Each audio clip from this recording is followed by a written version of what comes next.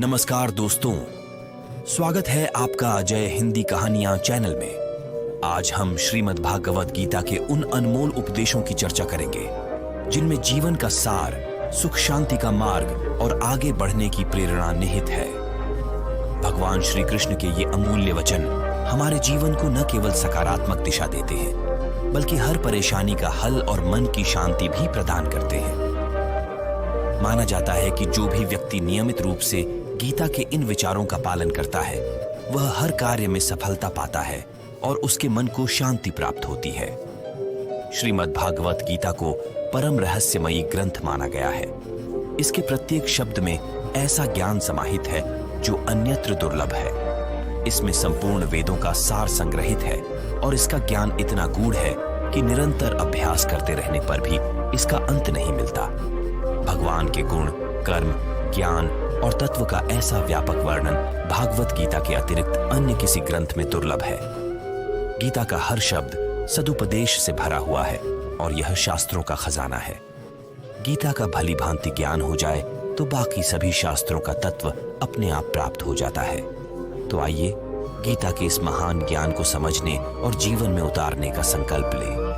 गीता को अगर हम भगवान से भी उच्च स्थान दें तो यह कहना गलत नहीं होगा। स्वयं भगवान श्री कृष्ण ने कहा है कि मैं गीता के आश्रय में रहता हूँ। गीता ही मेरा सर्वोत्तम निवास है। तीनों लोकों का संचालन गीता के ज्ञान के आधार पर ही होता है। गीता में भगवान श्री कृष्ण अपने भक्तों से स्पष्ट कहते हैं कि जो भी मनुष्य इस गीता रूपी ज्ञान का पालन करेगा वह निश्चित रूप से मुक्ति का अधिकारी बनेगा। इतना ही नहीं, भगवान कहते हैं कि जो इस ज्ञान का अध्ययन करेगा वह मुझे ज्ञान यज्ञ के रूप में पूजित करेगा। भगवान श्री कृष्ण ने यह भी कहा है कि जो भक्त गीता का रहस्य और उसका ज्ञान लोगों में फैलाता है, उसका प्रचार करता है, वह मुझे सबसे प्रिय है। गीता संपूर्ण जीवन का दर्शन है और इसका अनुसरण करने वाला व्यक्ति समाज में सबसे उच्च स्थान प्राप्त करता है। श्रीमद् भागवत गीता आधुनिक जीवन की चुनौतियों में उलझे मनुष्य को कर्मशील और सशक्त जीवन जीने के लिए प्रेरित करती है। यह एक ऐसी प्रेरणा का महासागर है जो हताशा में डूबे हुए मनुष्य को आशा और विश्वास से भर देती है। गीता हमें धर्म, कर्म और प्रेम का सही मर्म समझाती है और यह केवल इस जीवन के लिए ही नहीं बल्कि मृत्यु के बाद के जीवन के लिए भी मार्गदर्शक मानी जाती है। गीता के इस दिव्य ज्ञान को समझने और इसे अपने जीवन में उतारने से व्यक्ति का जीवन सार्थक बनता है। यह ग्रंथ जीवन जीने की सही राह बताता है जो हमें सही कर्म, सच्चा धर्म और पवित्र प्रेम की ओर प्रेरित करता है। श्रीमद् भागवत गीता के 18 अध्याय और 700 श्लोकों को सभी के लिए विस्तार से पढ़ना और समझना कठिन हो सकता है। इसलिए आज के इस विशेष वीडियो में हम आपको गीता के हर एक अध्याय के मुख्य श्लोकों का सरल और विस्तृत अर्थ बताएंगे। इन विचारों को सुनने से आपको गीता का वास्तविक संदेश समझने में मदद मिलेगी।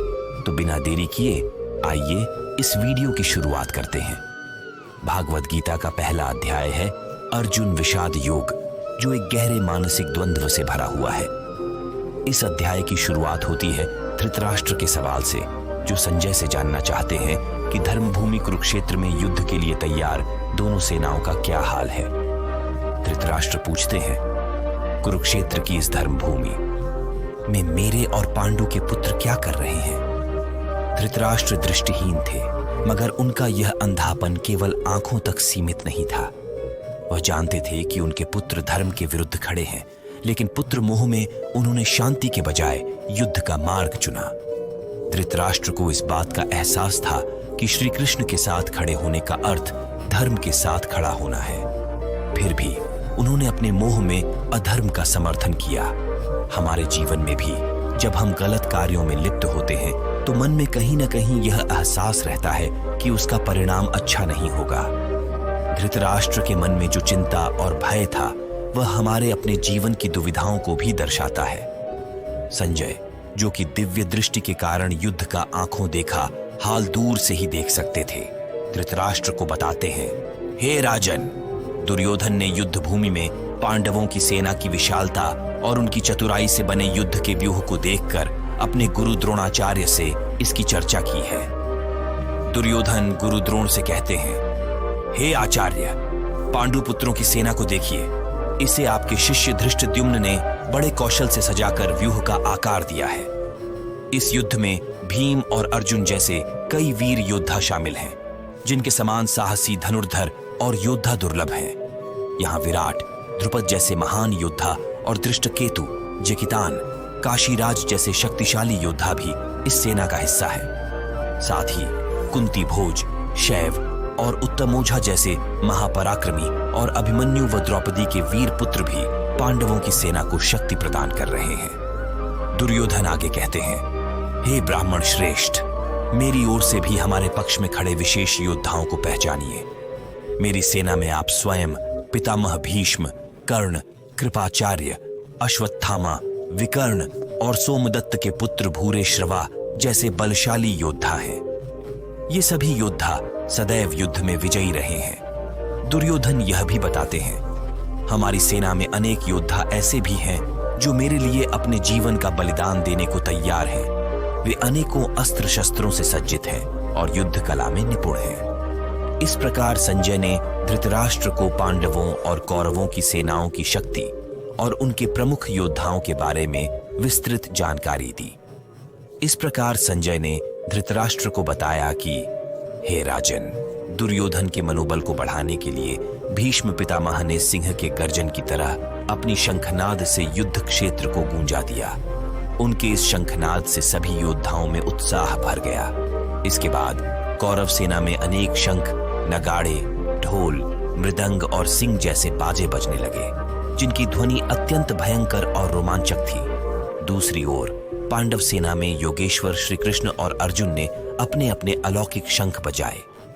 श्री कृष्ण ने पांचजन्य नामक शंख बजाया, अर्जुन ने देवदत्त नामक शंख और भीमसेन ने पौंड्र नामक भयानक शंख से अपनी उपस्थिति दर्ज कराई। इसके साथ ही युधिष्ठिर ने अनंत विजय नामक शंख, नकुल ने सुघोष और सहदेव ने मणिपुष्पक नामक शंख से युद्ध का बिगुल बजाया। पांडवों की ओर से काशी के राजा महारथी शिखंडी, राजा विराट, धृष्टद्युम्न, सात्यकी, राजा द्रुपद, द्रौपदी के पांचों पुत्रों और सुभद्रा के पुत्र अभिमन्यु ने भी अपने अपने शंखों की ध्वनि से वातावरण को गुंजायमान कर दिया। इन सब की संयुक्त ध्वनि ने आकाश और पृथ्वी को कंपित कर दिया और कौरवों के दिलों में शोक और भय का संचार कर दिया। इसके बाद अर्जुन ने अपना धनुष उठाया और युद्ध के लिए तैयार होते हुए श्री कृष्ण से कहा, हे अच्युत, कृपा करके मेरा रथ दोनों सेनाओं के बीच में खड़ा करे, ताकि मैं युद्ध क्षेत्र में एकत्रित योद्धाओं को देख सकूं। मैं उन सभी को देखना चाहता हूं जो इस युद्ध के लिए यहां आए हैं और जिनमें युद्ध करने की इच्छा है।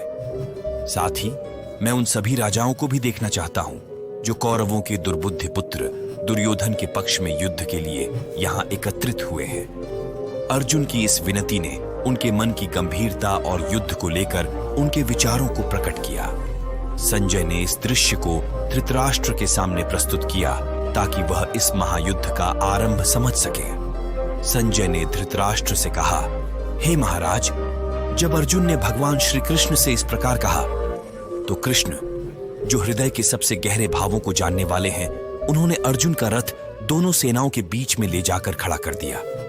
श्री कृष्ण ने अर्जुन से कहा, हे पार्थ, देखो, यहां पर युद्ध के लिए एकत्रित हुए इन सभी आदरणीय गुरुओं और परिजनों को देखो। अर्जुन ने दोनों पक्षों की सेना में अपने सभी संबंधियों को देखा। उसने अपने ताऊ चाचा, दादा परदादा, गुरुओं, मामा, भाई बांधवों, पुत्र पौत्रों और मित्रों को देखा। वहां अपने ससुराल पक्ष के संबंधी और शुभचिंतक भी उसे नजर आए। इन सभी अपने प्रियजनों और संबंधियों को युद्ध भूमि में देखकर अर्जुन का मन करुणा और शोक से भर गया। अर्जुन ने भावुक होकर श्री कृष्ण से कहा, हे केशव, इन युद्ध के इच्छुक मित्रों और संबंधियों को देखकर मेरे शरीर के अंग कांपने लगे हैं। मेरा मुख सूख रहा है और हाथ से मेरा गांडीव धनुष छूटने लगा है। मेरी त्वचा भी जल रही है और मेरा मन विचलित हो उठा है, जिससे मैं अपने पैरों पर खड़ा भी नहीं रह पा रहा हूं। हे कृष्ण, मुझे यहाँ केवल अशुभ ही दिखाई दे रहा है। अर्जुन का मन दुख और दुविधा में डूब गया और वह इस भयंकर युद्ध के परिणामों को सोचते हुए हताश हो गया। उसकी व्यथा और करुणा ने उसे संकोच से भर दिया और वह युद्ध करने की क्षमता खोता हुआ दिखाई दिया। संजय के इन शब्दों से धृतराष्ट्र को युद्ध भूमि का दृश्य और अर्जुन की मानसिक स्थिति समझ में आई। अर्जुन भगवान श्री कृष्ण से कहते हैं, हे कृष्ण, मुझे अपने स्वजनों को मारने में कोई कल्याण नहीं दिखाई देता। न तो मैं विजय चाहता हूं, न ही राज्य और सुखों की लालसा है। हे गोविंद, ऐसे राज्य, सुख और जीवन का हमें क्या लाभ, जब जिनके साथ इन्हें भोगने की इच्छा होती है वे सभी हमारे प्रियजन यहाँ युद्ध भूमि में खड़े हैं। हमारे गुरुजन, परिवारजन, पुत्र, पितामह, मामा, ससुर और अन्य संबंधी यहाँ जीवन के सभी सुखों को त्याग कर युद्ध के लिए तैयार हैं। हे मधुसूदन, मैं इन सबको मारना नहीं चाहता, भले ही ये मुझे ही क्यों न मार डाले। तीनों लोगों के राज्य का भी प्रस्ताव हो तो भी मैं इन्हें मारना नहीं चाहूंगा। फिर केवल पृथ्वी के लिए तो सोचने की बात ही नहीं है। हे जनार्दन, धृतराष्ट्र के पुत्रों को मारने से हमें कौन सी खुशी मिलेगी? इनके प्राण लेने से तो हमें पाप ही लगेगा। हे माधव, इसलिए मुझे धृतराष्ट्र के पुत्रों को उनके मित्रों और संबंधियों के साथ मारना ठीक नहीं लगता। अपने ही कुटुंब का विनाश करके हम सुखी कैसे हो सकते हैं? भले ही लोभ के कारण ये लोग अपना विवेक खो चुके हैं और उन्हें कुल के नाश से होने वाले दोष दिखाई नहीं देते। मित्रों के साथ वैर में उन्हें कोई पाप नहीं दिखता। लेकिन हे जनार्दन, हम तो कुल के नाश से उत्पन्न दोषों को समझते हैं, इसलिए क्या हमें इस पाप से बचने का विचार नहीं करना चाहिए? अर्जुन की यह व्यथा उसकी करुणा और धर्म के प्रति उसके गहरे विचार को दर्शाती है। वह अपने प्रियजनों की रक्षा के लिए युद्ध से पीछे हटना चाहता है, क्योंकि उसे अपने कुल और धर्म के विनाश से उत्पन्न पाप का भय है। श्री कृष्ण को अर्जुन की यह दुविधा और पीड़ा भलीभांति समझ में आती है। अर्जुन कहते हैं, कुल के नाश से हमारे सनातन धर्म और परंपरागत कुल धर्म नष्ट हो जाते हैं और धर्म के नाश से संपूर्ण कुल में अधर्म फैलने लगता है। हे कृष्ण, अधर्म बढ़ जाने पर कुल की स्त्रियां दूषित हो जाती हैं। जब स्त्रियों में दूषित प्रवृत्तियां आ जाती हैं, तब अवांछित संतानें उत्पन्न होती हैं। इन संतानों के दुष्कर्मों से कुल का पवित्र धर्म नष्ट हो जाता है और परिणाम स्वरूप कुल में नारकीय जीवन का मार्ग प्रशस्त हो जाता है। ऐसे गिरते कुल के पूर्वजों का पतन हो जाता है, क्योंकि पिंडदान और जलदान जैसे संस्कार समाप्त हो जाते हैं। हे जनार्दन, जिनका कुल धर्म नष्ट हो चुका है वे लोग अनिश्चित काल तक नरक भोगने के लिए बाध्य होते हैं। हम भी सुनते आए हैं कि कुल धर्म का नाश पाप का कारण बनता है। कितनी विडंबना की बात है कि हम सब समझदार होते हुए भी राज्य और सुख के लोभ में अपने ही प्रियजनों का संहार करने के पाप में लिप्त होने को तैयार हो गए हैं। अगर मुझे शस्त्र विहीन और बिना प्रतिरोध करने वाले पर भी धृतराष्ट्र के पुत्र शस्त्र उठाकर मारे तो यह मेरे लिए अधिक सम्मानजनक और श्रेयस्कर होगा। संजय कहते हैं, इस प्रकार शोक और संताप में डूबे मन के साथ अर्जुन ने युद्ध भूमि में अपना धनुष बाण त्याग दिया और रथ के पिछले भाग में बैठ गए। इस प्रकार श्रीमद् भगवद गीता के भगवान श्री कृष्ण और अर्जुन के संवाद का पहला अध्याय अर्जुन विषाद योग समाप्त हुआ। अर्जुन की इस व्यथा में उसकी दुविधा, धर्म और कुल धर्म के प्रति गहरा सम्मान झलकता है। वह अपने ही प्रियजनों के विनाश की कल्पना से भयभीत होकर युद्ध के प्रति अनिच्छा व्यक्त करता है, जबकि श्री कृष्ण उसकी यह दुविधा हल करने के लिए मार्गदर्शन की तैयारी करते हैं। अर्जुन कहते हैं, हे केशव, मैं इस युद्ध में अपने प्रियजनों को मारकर क्या प्राप्त करूंगा? मैं कैसे अपने ही गुरुजनों, परिवारजनों और मित्रों पर तीर चलाऊं, जो मेरे लिए अत्यंत सम्माननीय और प्रिय हैं? भले ही यह सभी मुझे मार डालें, लेकिन मैं इन्हें मारकर स्वर्ग या तीनों लोकों का राज्य भी प्राप्त करना नहीं चाहता। मुझे नहीं लगता कि ऐसा करने से मुझे कोई शांति या संतोष मिलेगा। अर्जुन की व्यथा सुनकर श्री कृष्ण ने मुस्कुराते हुए उसे उत्तर दिया, हे पार्थ, यह जो मोह और भय तेरे हृदय में उत्पन्न हो गया है, यह एक क्षणिक भ्रम है। यह मोह तुझे अपने कर्तव्य से दूर कर रहा है। एक वीर योद्धा और धर्म का पालन करने वाले के लिए यह शोक और मोह उचित नहीं है। धर्म का अनुसरण करने वाला कभी किसी प्राणी से भयभीत नहीं होता, बल्कि अपने कर्तव्य का निडर होकर पालन करता है।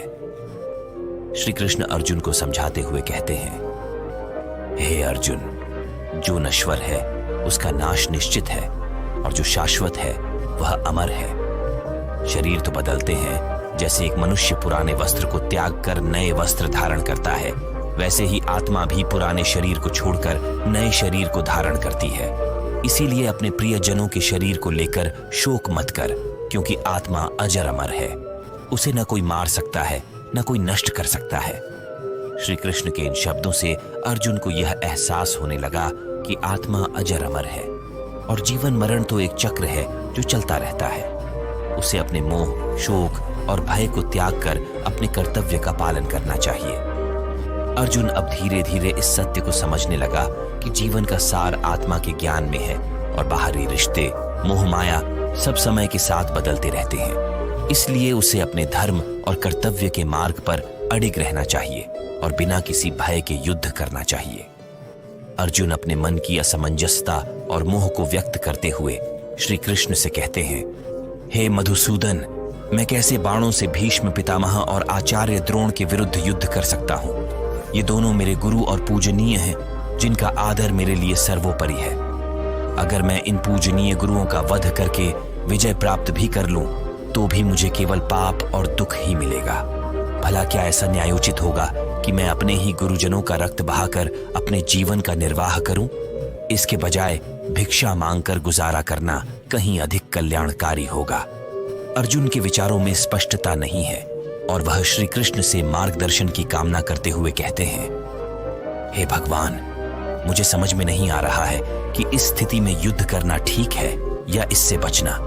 हम यह भी नहीं जानते कि विजय किसकी होगी, हम उन्हें हराएंगे या वे हमें। यह सब मुझे अत्यंत क्लेशकारी लगता है। मैं जानता हूं कि जो सामने खड़े हैं वे मेरे अपने आत्मीय हैं, जिनके बिना मेरे जीवन का कोई अर्थ नहीं।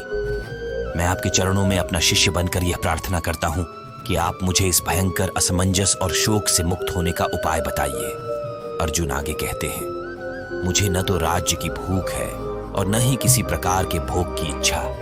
यदि मुझे संपूर्ण पृथ्वी का निष्कंटक राज्य मिल भी जाए या स्वर्ग के देवताओं का स्वामित्व भी मिल जाए, तो भी मेरे इस शोक को यह सब दूर नहीं कर सकता।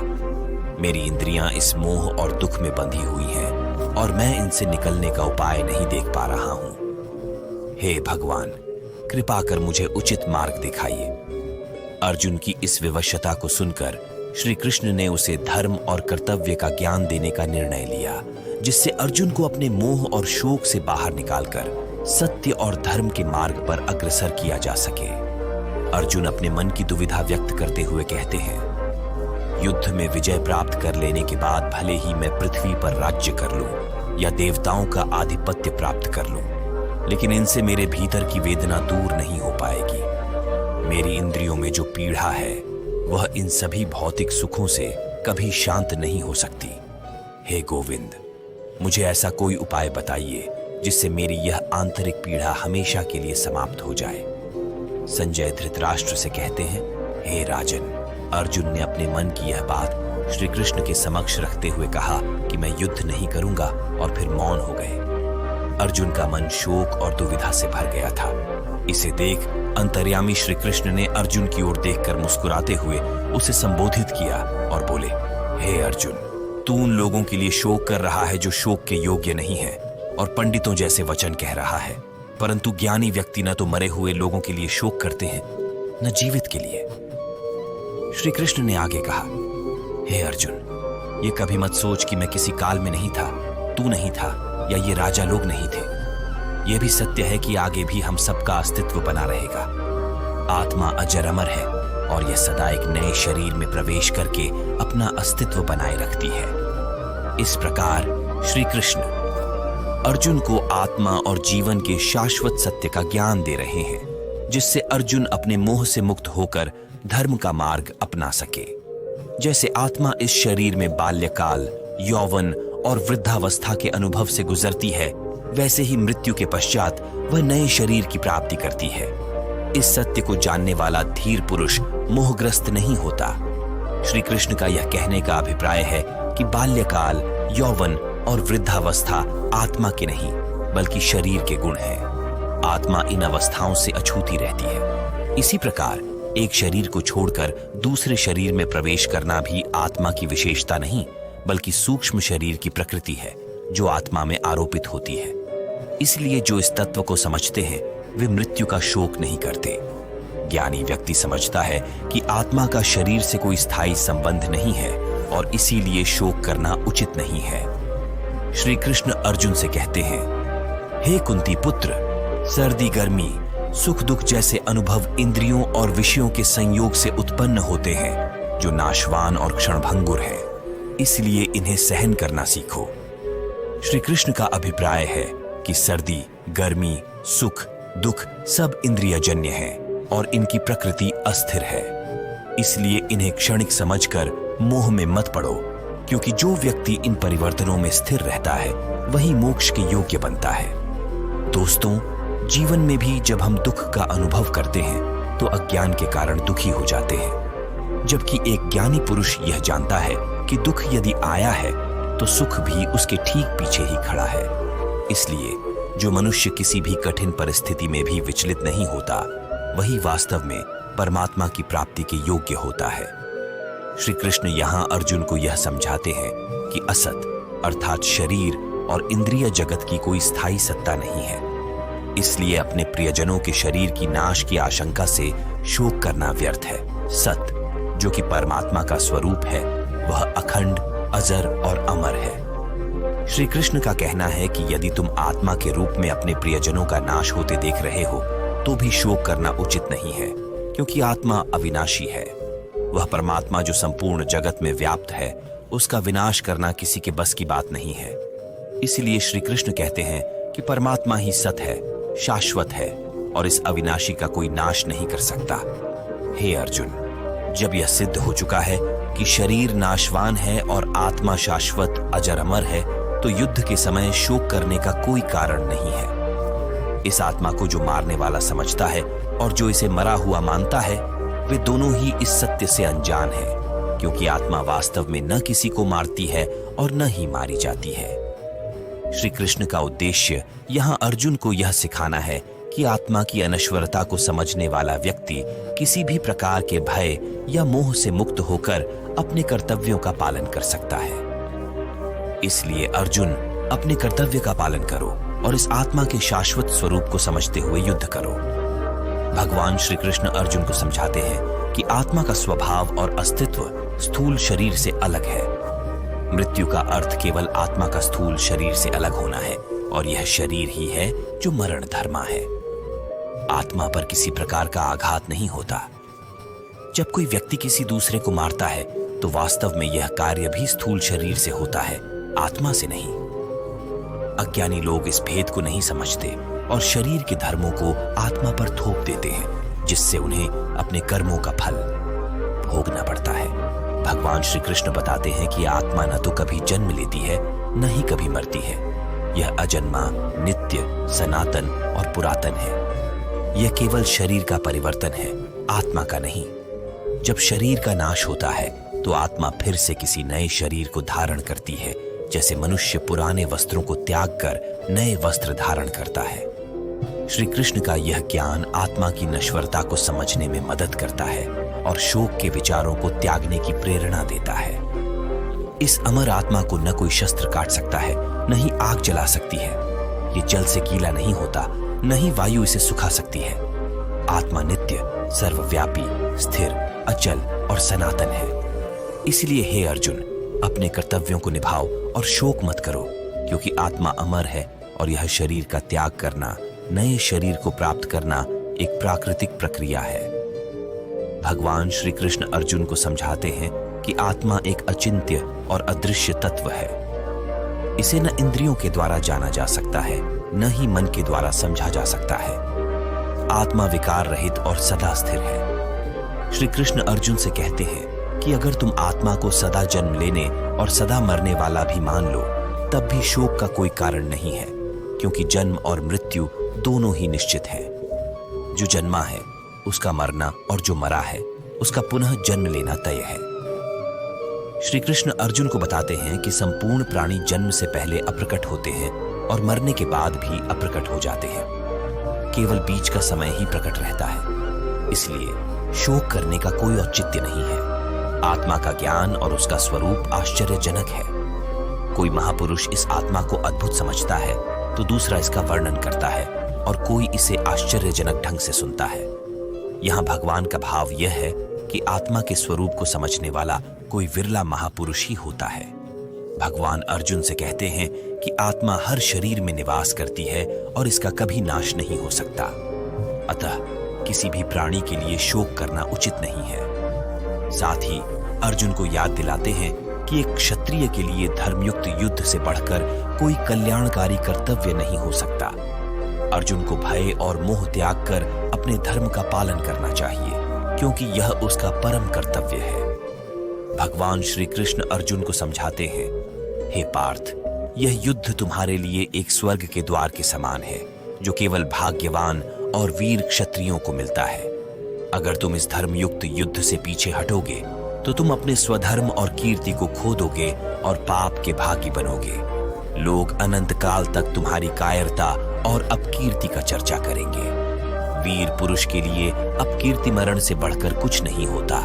जो लोग तुम्हें पहले सम्मानित मानते थे, वे तुम्हें अब डरपोक और कायर समझेंगे। शत्रुजन तुम्हारे साहस और सामर्थ्य का मजाक उड़ाएंगे और तुझ पर अपमानजनक बातें कहेंगे। इससे बड़ा कोई दुख नहीं हो सकता। अर्जुन, युद्ध में तुम्हारे लिए दो ही परिणाम संभव हैं। या तो तुम वीर गति को प्राप्त करके स्वर्ग को जाओगे, या फिर विजय प्राप्त कर पृथ्वी का राज्य भोगोगे।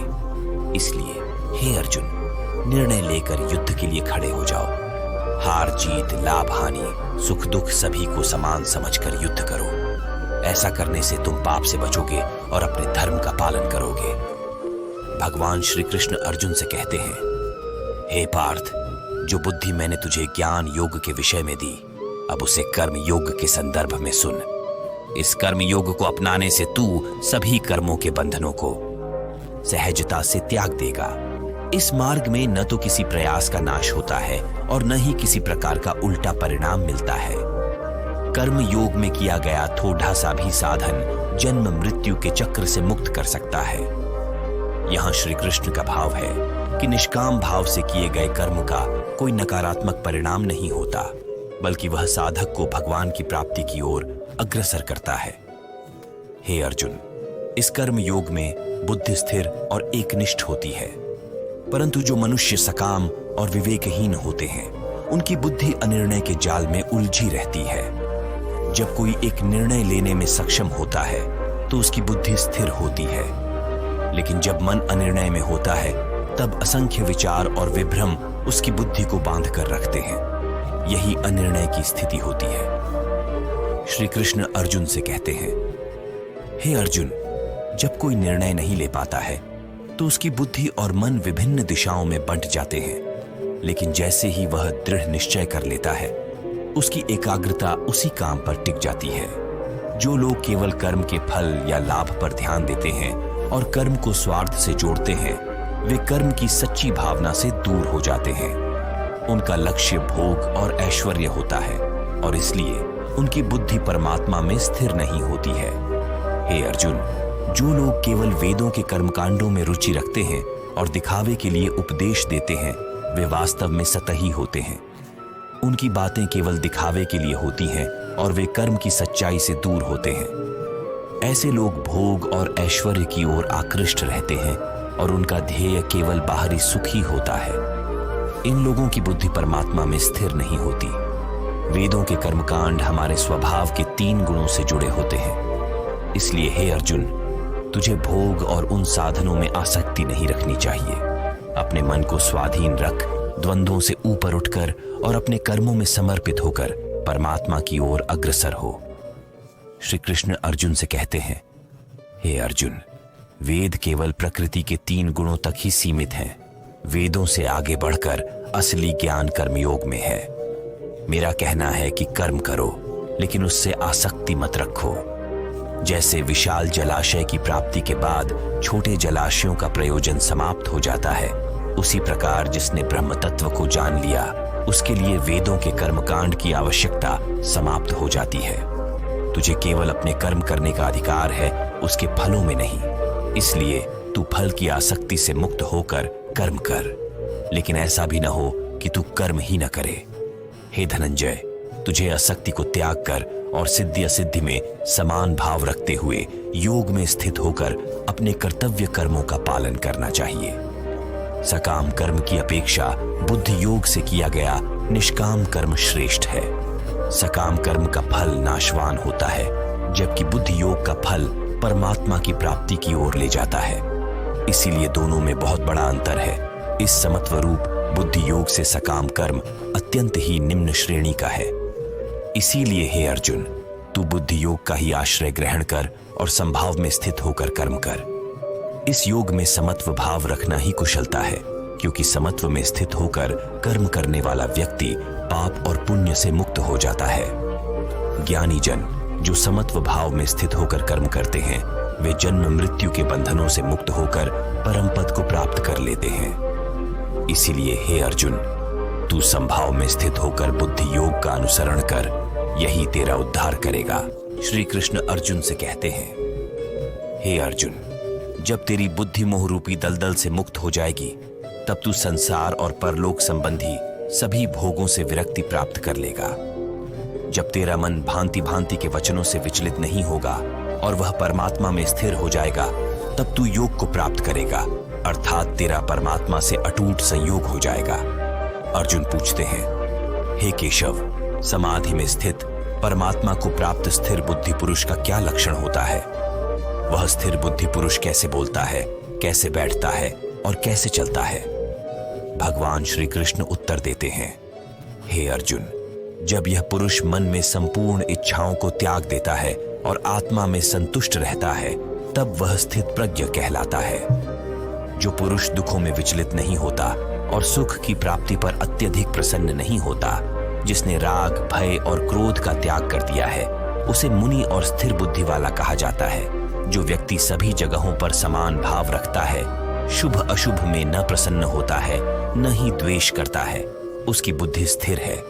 जैसे एक कछुआ अपने अंगों को भीतर समेट लेता है, वैसे ही जो पुरुष इंद्रियों को विषयों से दूर कर लेता है, उसकी बुद्धि स्थिर मानी जाती है। इसलिए साधक को चाहिए कि वह सभी इंद्रियों को वश में करके मन को एकाग्र करते हुए मेरा ध्यान करे। वह पुरुष जिसकी इंद्रियां वश में होती हैं, उसकी बुद्धि स्थिर रहती है। श्री कृष्ण के इन शब्दों में आत्म संयम और ध्यान का महत्व स्पष्ट होता है। वे बताते हैं कि स्थिर बुद्धि और सच्ची शांति प्राप्त करने के लिए व्यक्ति को अपने मन और इंद्रियों पर नियंत्रण करना आवश्यक है। भगवान श्री कृष्ण कहते हैं, जो व्यक्ति बार बार विषयों का चिंतन करता है, उसकी उन विषयों में आसक्ति हो जाती है। आसक्ति से कामना उत्पन्न होती है और जब कामना में रुकावट आती है तो क्रोध का जन्म होता है। क्रोध से मन में भ्रम पैदा होता है और स्मृति भ्रमित हो जाने पर बुद्धि का नाश होता है। बुद्धि के नष्ट हो जाने से व्यक्ति का पतन हो जाता है। जैसे हवा का झोंका नाव को अपनी राह से भटका देता है, वैसे ही मनुष्य की इंद्रियां उसकी बुद्धि को विचलित कर देती हैं। इसलिए हे महाभाव, जिसकी इंद्रियां उसके वश में होती हैं, उसकी बुद्धि स्थिर रहती है। जिस प्रकार समुद्र की स्थिति अचल होती है, चाहे कितनी ही नदियां उसमें मिले, वह अपनी सीमा नहीं छोड़ता, उसी प्रकार परमात्मा में स्थित योगी भी अचल रहता है। बड़े से बड़े सांसारिक सुख दुख उसे प्रभावित नहीं करते। वह योगी सदा परमात्मा में ही स्थित रहता है, अटल और अविचल। भगवान के इन उपदेशों में आत्म संयम, ध्यान और आत्मिक स्थिरता की महत्ता को बताया गया है, जिससे मनुष्य जीवन में स्थिरता और शांति प्राप्त कर सकता है। भगवान श्री कृष्ण अर्जुन से कहते हैं, हे निष्पाप, इस संसार में दो प्रकार की निष्ठा या विश्वास मार्ग हैं। एक है सांख्य योग, जो ज्ञान से जुड़ा है, और दूसरा है कर्म योग, जो केवल कर्म से संबंधित है। ज्ञान योग के मार्ग पर चलकर मनुष्य अपनी इंद्रियों को नियंत्रित कर परमात्मा में ध्यान लगाता है। इसे ही संन्यास या सांख्य योग कहते हैं। दूसरा मार्ग है कर्म योग, जहां निष्काम भाव से कर्म किया जाता है, अर्थात कर्म करते हुए फल की इच्छा का त्याग किया जाता है। अर्जुन पूछते हैं, हे जनार्दन, यदि आपको ज्ञान श्रेष्ठ लगता है तो फिर मुझे इस भयंकर कर्म में क्यों प्रवृत्त कर रहे हैं? आप मिले हुए वचनों के द्वारा मेरी बुद्धि को भ्रमित कर रहे हैं। कृपया मुझे एक ऐसा मार्ग बताइए जिससे मेरा कल्याण हो सके और मेरी उलझन दूर हो जाए। भगवान श्री कृष्ण का उत्तर स्पष्ट है कि जीवन में कर्म से भागने का कोई मार्ग नहीं है। चाहे ज्ञान योग हो या कर्म योग, दोनों ही अपने अपने स्थान पर महत्वपूर्ण हैं। उन्होंने अर्जुन को यह सिखाया कि कर्म करते रहना ही मनुष्य का धर्म है, परंतु बिना फल की इच्छा के, और यही कर्मयोग का सिद्धांत है। इस प्रकार श्रीमद् भागवत गीता के दूसरे अध्याय सांख्य योग का समापन होता है और तीसरे अध्याय कर्मयोग का आरंभ। श्री कृष्ण अर्जुन से कहते हैं, हे अर्जुन, मनुष्य न तो कर्मों को किए बिना संन्यास या निष्कर्षता को प्राप्त कर सकता है और न ही केवल कर्मों का त्याग करके सिद्धि या योग की प्राप्ति कर सकता है। कर्म का त्याग किए बिना न कोई सन्यासी बन सकता है और न ही कोई कर्मयोगी। निःसंदेह प्रत्येक मनुष्य किसी भी समय क्षण मात्र भी बिना कर्म किए नहीं रह सकता, क्योंकि समस्त मानव जाति कर्म करने के लिए ही उत्पन्न हुई है। कर्म के बिना कोई भी व्यक्ति नहीं रह सकता है। जो मंदबुद्धि व्यक्ति केवल दिखावे के लिए कहता है कि उसने सभी इंद्रियों को वश में कर लिया है, लेकिन मन ही मन उन इंद्रियों के विषयों का चिंतन करता रहता है, वह व्यक्ति मिथ्याचारी कहलाता है। परंतु जो व्यक्ति मन से इंद्रियों को वश में कर अनासक्त होकर सभी इंद्रियों द्वारा कर्मयोग का आचरण करता है, वही सच्चा कर्मयोगी है। श्री कृष्ण आगे कहते हैं, हे अर्जुन, तू शास्त्रों द्वारा बताए गए अपने कर्तव्यों का पालन कर, क्योंकि कर्म न करने से बेहतर है कर्म करना। यदि तू कर्म नहीं करेगा तो तेरा जन्म लेना व्यर्थ हो जाएगा, क्योंकि कर्म ही जीवन का सार है। कर्म न करने से तेरा शरीर भी नहीं चल पाएगा, इसलिए अपने कर्तव्यों का पालन कर और सच्चे कर्मयोग का मार्ग अपनाकर अपने जीवन को सफल बना। भगवान श्री कृष्ण के ये उपदेश कर्म का महत्व बताते हैं और यह भी सिखाते हैं कि कर्म से भागना या उसे त्याग देना जीवन का सही मार्ग नहीं है। श्री कृष्ण अर्जुन को समझाते हुए कहते हैं, हे अर्जुन, तू यज्ञ की भावना से अपना कर्म कर। जिस प्रकार यज्ञ समाज और प्रजा की भलाई के लिए किया जाता है, उसी तरह तू इस युद्ध को भी एक यज्ञ मानकर अपने कर्तव्य का पालन कर। प्रजापति ब्रह्मा ने सृष्टि की शुरुआत में यज्ञ की रचना की और अपनी प्रजा से कहा कि इस यज्ञ के माध्यम से तुम सभी अपनी इच्छित भोगों को प्राप्त कर सकते हो। यज्ञ हमें कर्म का मार्ग दिखाता है और हमें सिखाता है कि कर्म करना ही जीवन का उद्देश्य है। ब्रह्मा कहते हैं, यज्ञ के द्वारा देवताओं को प्रसन्न करो और वे देवता प्रसन्न होकर तुम सबकी भलाई करेंगे। इस प्रकार निस्वार्थ भाव से एक दूसरे की उन्नति करते हुए तुम परम कल्याण को प्राप्त करोगे। जब तुम यज्ञ के माध्यम से देवताओं की पूजा करते हो तो वे बिना मांगे ही तुम्हारी सभी इच्छाओं को पूर्ण कर देते हैं। लेकिन जो व्यक्ति बिना यज्ञ किए, बिना कर्म किए केवल अपनी इच्छाओं की पूर्ति चाहता है, उसे एक चोर के समान समझना चाहिए। यज्ञ के अन्न का सेवन करने वाले श्रेष्ठ पुरुष पापों से मुक्त हो जाते हैं, परंतु जो लोग केवल अपने शरीर का पोषण करने के लिए ही अन्न का सेवन करते हैं और यज्ञ का महत्व नहीं समझते, वे पाप का आहार कर रहे होते हैं। जो लोग अपने जीवन को केवल भौतिक सुखों के लिए जीते हैं और ईश्वर को याद नहीं करते, वे भी जीवन के वास्तविक उद्देश्य से भटक जाते हैं। श्री कृष्ण कहते हैं, सभी प्राणी अन्न से उत्पन्न होते हैं। अन्न की उत्पत्ति वर्षा से होती है, वर्षा यज्ञ से उत्पन्न होती है और यज्ञ कर्मों के द्वारा संपन्न होता है। कर्म की उत्पत्ति वेदों से होती है, इसीलिए जीवन का मूल उद्देश्य है यज्ञ भावना से कर्म करना। श्री कृष्ण के इन उपदेशों का सार यह है कि हमें अपने जीवन के हर कार्य को एक यज्ञ मानकर निस्वार्थ भाव से और समाज की भलाई के लिए करना चाहिए। हमारी प्राचीन संस्कृति का समस्त ज्ञान वेदों से ही प्राप्त हुआ है और वेद स्वयं परब्रह्म परमात्मा से उत्पन्न हुए हैं। इस प्रकार यज्ञ का सीधा संबंध ईश्वर से जुड़ा हुआ है। हे अर्जुन, जो व्यक्ति परंपरा के अनुसार धर्म का पालन नहीं करता, सृष्टि के नियमों का आदर नहीं करता, अर्थात अपने कर्तव्यों से विमुख होकर केवल इंद्रियों की तृप्ति में लगा रहता है, वह पाप में संलग्न है और उसकी जीवन यात्रा व्यर्थ मानी जाती है। परंतु वही व्यक्ति जो आत्मा में रमण करता है, आत्मा में ही संतुष्टि पाता है और सच्चे अर्थों में आत्मा में ही तृप्त रहता है, उसके लिए कोई कर्तव्य शेष नहीं रह जाता। यहाँ आत्मा का अर्थ परम सत्य से है और जो सत्य को समझता है उसमें ही संतुष्ट रहता है, उस महान व्यक्ति के लिए किसी कर्म का कोई प्रयोजन नहीं रह जाता। ऐसा महापुरुष जो परमात्मा में पूर्ण रूप से स्थापित है, वह न तो किसी कर्म से बंधा है, न ही उसे किसी कर्म को करने की आवश्यकता है, और न ही उसे किसी कर्म से कोई स्वार्थ होता है। कहने का अर्थ यह है कि जो व्यक्ति परमात्मा को प्राप्त कर चुका है, वह संसार के किसी सिखाना चाहिए कि अपने कर्तव्य का पालन करते हुए कर्म करते रहना ही जीवन का उद्देश्य है, ताकि वे समझ सकें कि उनके कर्म ही उनके धर्म का पालन करते हुए उन्हें सही मार्ग पर बनाए रख सकते हैं। श्री भगवान ने अर्जुन से कहा, हे अर्जुन, तुम अपने सारे कर्म मुझ में अर्पित कर दो और आशा तथा ममता का त्याग करके बिना किसी संदेह के युद्ध करो। जो व्यक्ति मेरी दृष्टि को बिना किसी दोष के स्वीकार करते हुए इस मार्ग का अनुसरण करते हैं, वे सभी कर्मों के बंधन से मुक्त हो जाते हैं। लेकिन जो लोग मेरे इस मार्ग में दोष निकालते हैं और इस पर नहीं चलते, वे मूढ़ कहलाते हैं और उनके सारे ज्ञान का नाश हो जाता है। इस प्रकार उपनिषद, ब्रह्म विद्या तथा योग शास्त्र स्वरूप श्रीमद् भागवत गीता के श्री कृष्ण अर्जुन संवाद में कर्मयोग नामक तीसरा अध्याय समाप्त हुआ। श्री भगवान अर्जुन को ज्ञान, कर्म और संन्यास योग का महत्व समझाते हैं। जिस प्रकार यह कहा गया है कि नेकी कर दरिया में डाल, उसी प्रकार ज्ञान का यह अध्याय बताता है कि बिना फल की आशा के अपने कर्मों को भगवान को अर्पित कर देना ही सच्चा कर्म है।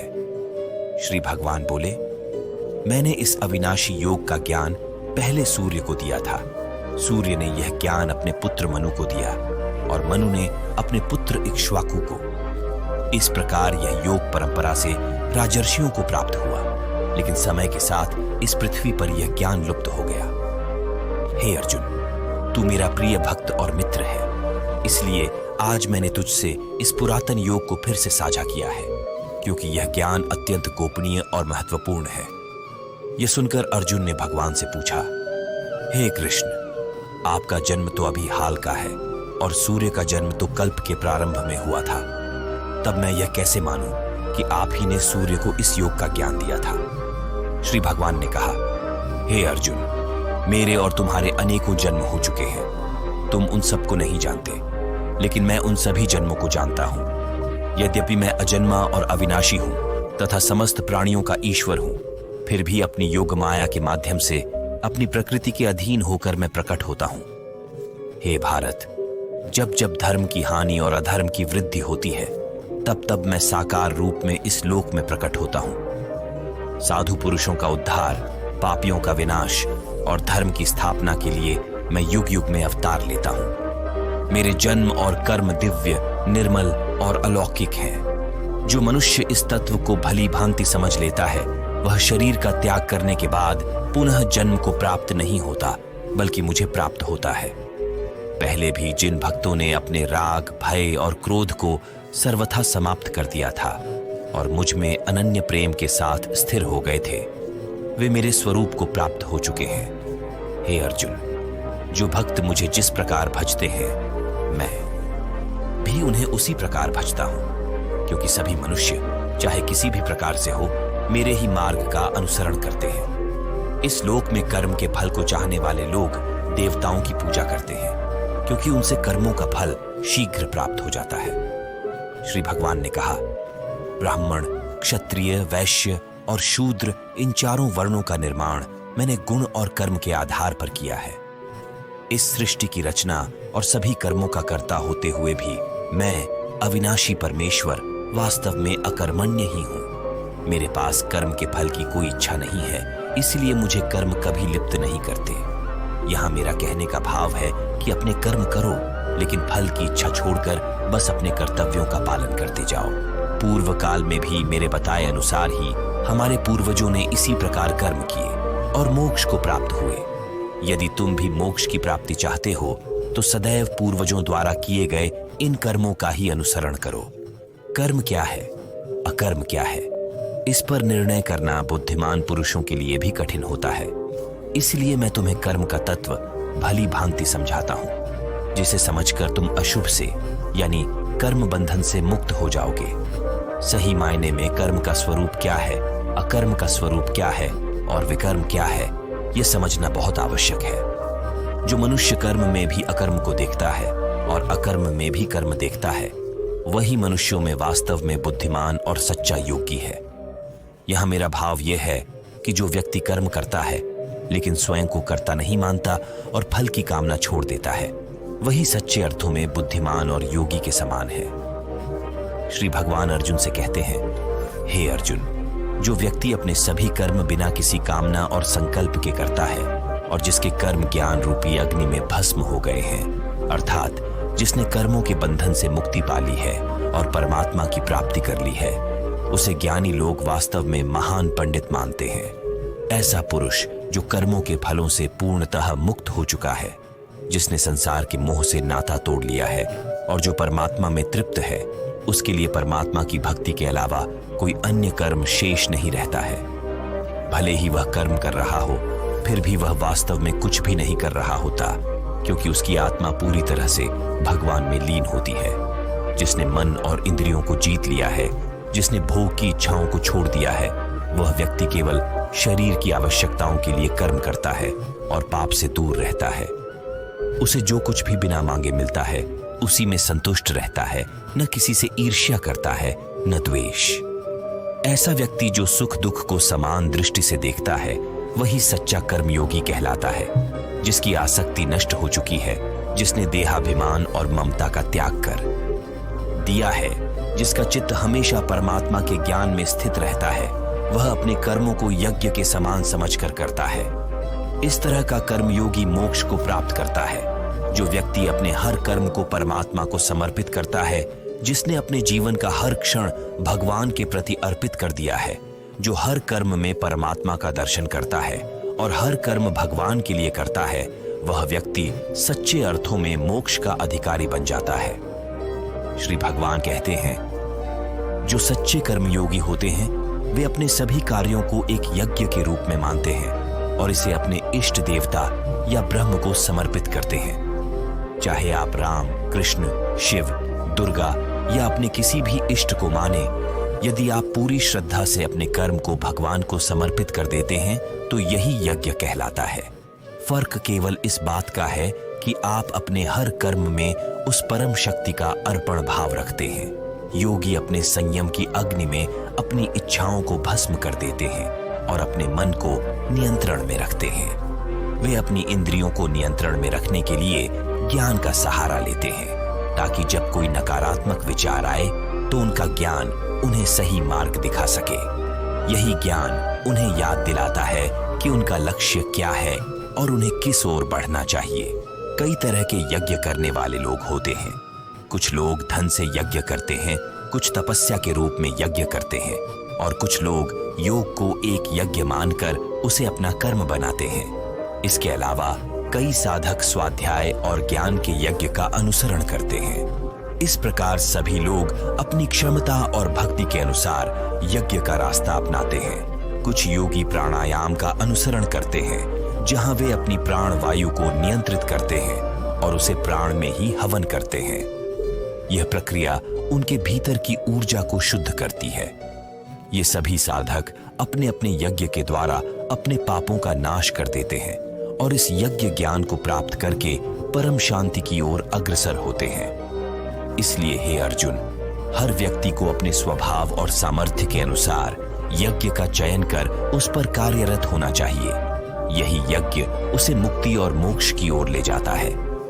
श्री भगवान अर्जुन से कहते हैं, हे अर्जुन, जीवन में सांस का बहुत महत्व है।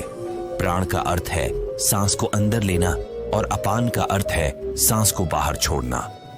एक योगी की यात्रा उसकी सांसों और इंद्रियों के संयम पर निर्भर करती है।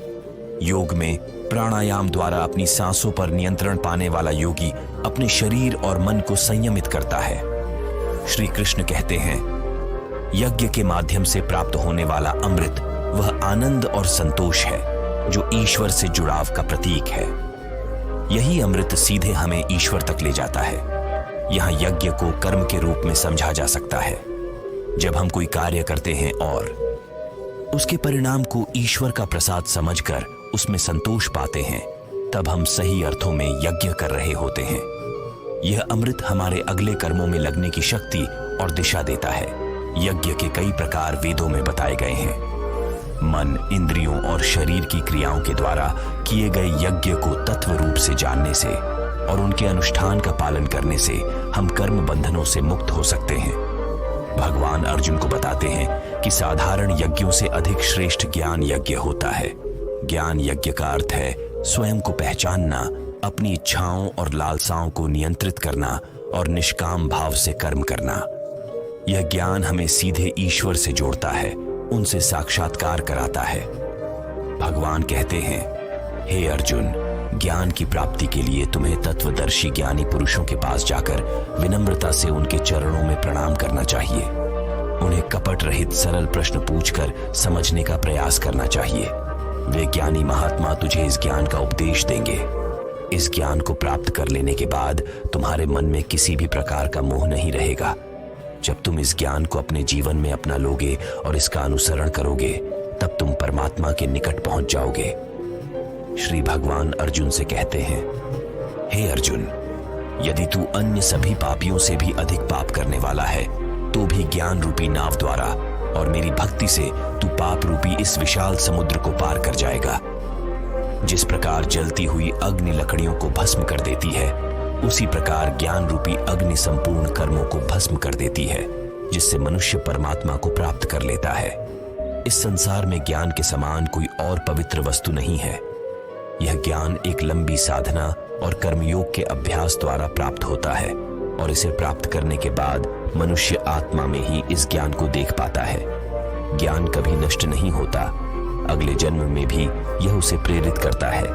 जिसने अपनी इंद्रियों पर विजय प्राप्त कर ली है, वही इस ज्ञान को प्राप्त कर परमात्मा की कृपा से परम शांति को प्राप्त कर सकता है। जो व्यक्ति विवेक और श्रद्धा से रहित है और जिसके मन में संशय है, वह इस ज्ञान को प्राप्त नहीं कर सकता। ऐसे संशय युक्त मनुष्य के लिए न तो इस लोक में कोई शांति है, न परलोक में, और न ही सच्चा सुख है। हे अर्जुन, जो अपने सभी कर्मों को ईश्वर में समर्पित कर देता है और जो विवेक द्वारा अपने सभी संदेहों को नष्ट कर चुका है, उसे कर्म कभी बांधते नहीं है और वह परमात्मा तक पहुंचता है। इसलिए हे अर्जुन, अपने हृदय में उत्पन्न इस अज्ञान जनित संशय को विवेक और ज्ञान रूपी तलवार से काट डाल और समस्त कर्मों में स्थित होकर कर्तव्य का पालन कर। इस ज्ञान और योग शास्त्र रूप श्रीमद् भगवद गीता के श्री कृष्ण अर्जुन संवाद में ज्ञान कर्म संन्यास योग नामक चौथा अध्याय पूर्ण हुआ। श्री भगवान अर्जुन से कहते हैं, हे अर्जुन, तुमने मुझसे पूछा कि संन्यास और निष्काम कर्मयोग में कौन सा श्रेष्ठ है, तो मैं कहता हूं कि ये दोनों ही मोक्ष देने वाले मार्ग हैं। परंतु निष्काम कर्मयोग अर्थात बिना फल की इच्छा के कर्म करना संन्यास की अपेक्षा श्रेष्ठ है। हे महाबाहु, जो मनुष्य किसी से द्वेष नहीं करता और किसी वस्तु की आसक्ति नहीं रखता, वही सच्चा सन्यासी है। ऐसा व्यक्ति सभी द्वंद्वों को त्याग कर इस संसार के बंधनों से मुक्त होकर सुखपूर्वक जीवन जीता है। पूर्ण ज्ञान वाले विद्वान ही समझते हैं कि संन्यास और निष्काम कर्मयोग दोनों अलग नहीं है। इन दोनों का मार्ग एक ही लक्ष्य की ओर ले जाता है। जो फल ज्ञान योगियों को प्राप्त होता है, वही निष्काम कर्मयोगियों को भी प्राप्त होता है। इस प्रकार जो व्यक्ति निष्काम कर्म और संन्यास को एक समान देखता है, वह सच्चे ज्ञान को प्राप्त करता है। हे महाबाहु, निष्काम कर्मयोग के बिना संन्यास को धारण करना कठिन होता है और यह व्यक्ति के लिए पीड़ा का कारण बन सकता है। लेकिन जो मनुष्य निष्काम कर्मयोग में स्थित होकर भगवान को किसी भी रूप में मन में धारण करता है, वह परमात्मा को शीघ्र प्राप्त कर लेता है। इसलिए कर्म करते हुए भी यदि मनुष्य फल की इच्छा नहीं रखता, तो वह भी सच्चे अर्थों में सन्यासी बन जाता है। ये व्यक्ति अपने मन और इंद्रियों को वश में रखकर ही भगवान के अनंत स्वरूप को प्राप्त करने की राह में चल सकता है। कर्मयोगी वह होता है जो अपनी इंद्रियों पर पूर्ण नियंत्रण प्राप्त कर परमात्मा में निष्काम भाव से मन को स्थिर करता है और सभी कर्मों को करते हुए भी स्वयं को उन कर्मों से मुक्त मानता है। वह सब कार्यों का वास्तविक कारण ईश्वर को मानता है और सोचता है कि मैं कुछ नहीं कर रहा हूं, सब कुछ परमात्मा की इच्छा से ही हो रहा है। ऐसा व्यक्ति चाहे कुछ भी कर रहा हो, जैसे देखना, सुनना, स्पर्श करना, सूंघना, भोजन करना, चलना, सोना या सांस लेना। वह मन में यही भाव रखता है कि उसकी इंद्रियां स्वाभाविक रूप से अपने कार्यों में प्रवृत्त हो रही हैं और वह स्वयं निष्क्रिय है। कर्मयोगी जो शास्त्रों के अनुकूल और लोक कल्याण के लिए कर्म करता है, सभी कर्मों का फल परमात्मा को समर्पित कर निष्काम भाव से कार्य करता है, इसलिए उसे पाप कर्म स्पर्श नहीं करते। यह ठीक उसी प्रकार है जैसे जल कमल के पत्ते को स्पर्श नहीं कर सकता। कर्मयोगी अपने शरीर, मन, बुद्धि और इंद्रियों का उपयोग केवल आत्मा की शुद्धि के लिए करता है और सभी कर्मों का फल छोड़कर परम शांति को प्राप्त करता है। दूसरी ओर जो केवल फल की इच्छा से कर्म करता है, वह संसार के बंधनों में फंसा रहता है और 84 लाख योनियों में जन्म मृत्यु के चक्र में भटकता रहता है। कर्मयोग का यही रहस्य है कि वह स्वयं को कर्म का कर्ता नहीं मानता और परमात्मा में अपनी संपूर्ण भावना समर्पित करके सच्ची मुक्ति की ओर बढ़ता है। तत्वज्ञानी मनुष्य अपने जीवन में स्थिरता और संभाव का अद्भुत संतुलन बनाए रखता है। वह न ही किसी प्रिय वस्तु को पाकर अहंकार में डूबता है और न ही किसी अप्रिय घटना से विचलित होता है। उसके जीवन का हर क्षण परमात्मा के प्रति समर्पित होता है, जिससे वह सांसारिक मोह माया से ऊपर उठ जाता है। श्री कृष्ण कहते हैं कि जो व्यक्ति शरीर में स्थित होने के बावजूद आत्मा के स्वरूप में जीता है, वह न तो कर्मों का कर्ता होता है और न ही उनके फल का भोगी। जीवात्मा जो इस 9 द्वारों वाले शरीर में निवास करती है, उसके द्वारा किए गए सभी कर्म प्रकृति के गुणों द्वारा ही संचालित होते हैं। जब मनुष्य अपने कर्म और कर्म फलों से ऊपर उठकर परमात्मा में शरण लेता है, तो उसे पुनः जन्म मरण के चक्र से मुक्ति प्राप्त होती है। ऐसा व्यक्ति सभी जीवों को एक समान दृष्टि से देखता है, चाहे वह कोई साधु हो या कुत्ता, गाय हो या हाथी। उसे हर जीव में वही एक परम तत्व दिखाई देता है। यह संभाव और समर्पण की अवस्था उसे इस संसार के बंधनों से मुक्त कर देती है। जो मनुष्य अपनी आत्मा में संतुष्ट रहता है, जिसे बाहरी इंद्रियों के सुख में कोई रुचि नहीं होती और जो हर स्थिति में आत्मा में ही आनंद का अनुभव करता है, वही सच्चा योगी है।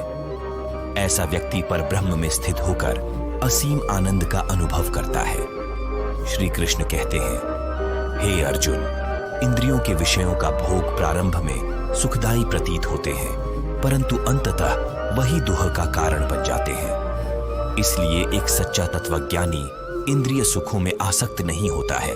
जो व्यक्ति शरीर के अंत से पहले ही अपने भीतर काम और क्रोध के वेग को नियंत्रित करना सीख लेता है, वह सच्चा योगी और संसार में सच्चा सुखी व्यक्ति कहलाता है। उसे बाहरी सुखों की आवश्यकता नहीं होती, क्योंकि उसका मन उसकी आत्मा में ही स्थित होता है और वही उसका सच्चा आनंद बनता है। जो सभी सांसारिक इच्छाओं का त्याग कर चुका है, जो हर चीज में केवल परमात्मा का ही दर्शन करता है, वही व्यक्ति ब्रह्मा में लीन हो सकता है। ऐसे मनुष्य के सभी पाप, सभी मोह और सभी दुविधाएं उस परम ब्रह्म का स्पर्श पाकर नष्ट हो जाते हैं। जब व्यक्ति सभी जीवों के कल्याण में लगा रहता है, तब वह सच्चे अर्थों में ब्रह्मज्ञानी होता है और उसी अवस्था में वह परम शांति को प्राप्त कर मुक्ति का अनुभव करता है। यही स्थिर बुद्धि व्यक्ति है जो मोह रहित होकर केवल परमात्मा के सुख में ही सदा संतुष्ट रहता है।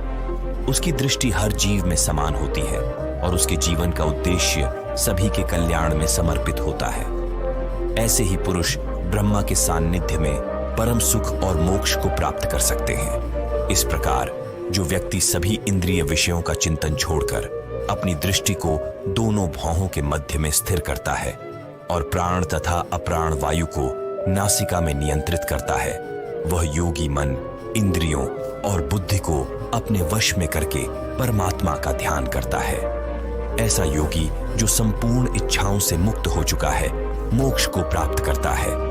श्री कृष्ण कहते हैं कि ऐसा मुक्त पुरुष मुझे सभी लोकों और देवताओं का परमेश्वर, संपूर्ण जीवों का हितैषी और परम दयालु समझता है और इस भावना के कारण वह परम शांति को प्राप्त होता है। श्रीमद् भागवत गीता के 5वें अध्याय कर्म संन्यास योग का समापन होता है। अब 6ठे अध्याय आत्म संयम योग में श्री भगवान योग में स्थित मनुष्य के लक्षणों को बताएंगे। यहाँ योग का अर्थ परमपिता परमेश्वर को प्राप्त करने के लिए किया जाने वाला प्रयास है। श्री भगवान कहते हैं, जो व्यक्ति बिना किसी फल की इच्छा के अपने कर्तव्यों का पालन करता है वही सच्चा सन्यासी और योगी है। केवल अग्नि का त्याग कर देने वाला ही सन्यासी नहीं होता और न ही कर्मों को छोड़ देने वाला ही योगी होता है। हे अर्जुन, जिसको सन्यास कहा जाता है वही योग भी है, क्योंकि इंद्रियों के सुख की इच्छा का त्याग किए बिना कोई मनुष्य योग अर्थात परमात्मा को प्राप्त नहीं कर सकता। जो व्यक्ति मन को वश में करने की इच्छा रखता है उसे पहले कर्म करना चाहिए और धीरे धीरे सांसारिक इच्छाओं का अभाव उत्पन्न करके वह परमात्मा की प्राप्ति के मार्ग पर आगे बढ़ सकता है। श्री भगवान यहाँ बताते हैं कि जब मनुष्य सभी सांसारिक इच्छाओं का त्याग कर देता है और किसी भी कार्य को ना तो शारीरिक सुख के लिए करता है और ना ही उसके फल की इच्छा से प्रवृत्त होता है, उस समय वह सच्चे अर्थों में योग में स्थित कहलाता है। मनुष्य को अपने मन के द्वारा अपने जीवन को जन्म मृत्यु के बंधन से मुक्त करने का प्रयास करना चाहिए। यह मन ही उसका सबसे बड़ा मित्र है और यही उसका सबसे बड़ा शत्रु भी बन सकता है। जिसने अपने मन को वश में कर लिया है उसके लिए यह मन परम मित्र बन जाता है, लेकिन जो मन को वश में नहीं कर पाता उसके लिए मन एक घातक शत्रु के समान होता है। जिसने अपने मन को नियंत्रित कर लिया है वह परम शांति और संतोष को प्राप्त करता है। ऐसे व्यक्ति के लिए जीवन के सभी विरोधाभास, सर्दी गर्मी